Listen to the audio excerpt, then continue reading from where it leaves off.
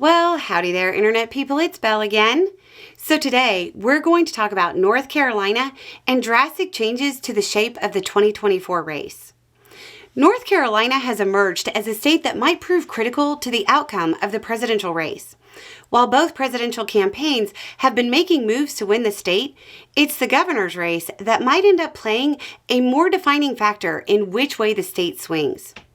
The campaign of Republican candidate Lieutenant Governor Mark Robinson and the state as a whole were rocked by a series of reports and allegations about the candidate's previous comments on certain websites.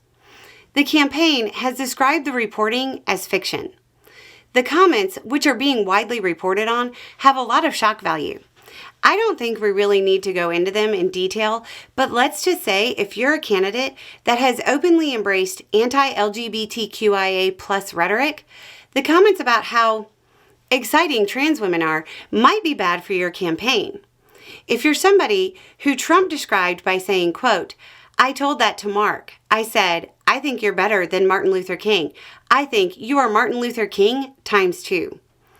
Well, it would probably be a bad idea to have left comments referring to the national hero using terms that would get you banned on most social media outlets. Prior to the reporting coming out, Robinson's opponent in the governor's race enjoyed a comfortable lead. Stein has led in every poll considered by 538 this month. The lowest lead he had was 5 points, with many putting him ahead by double digits. All of those polls were conducted before this reporting broke.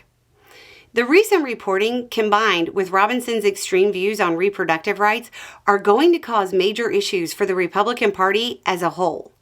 His statements on abortion will remind people of the damage the entire Republican Party has done to reproductive rights across the country. The concern for Republicans is that their candidate for governor ends up hurting their other candidates, not just down the ballot, but up the ballot as well. Trump has spoken incredibly highly of Robinson, and the worry is that once people cross the aisle on the ballot for governor, they'll have an easier time doing it for president.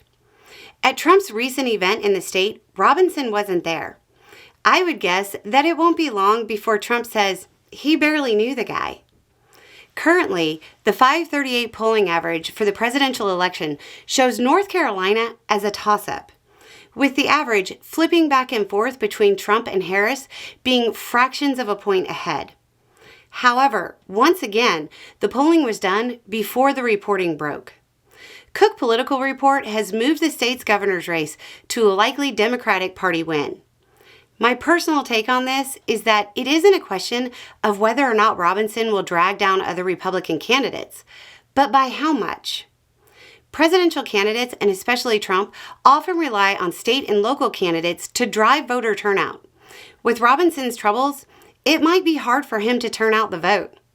Anyway, it's just a thought. Y'all have a good day.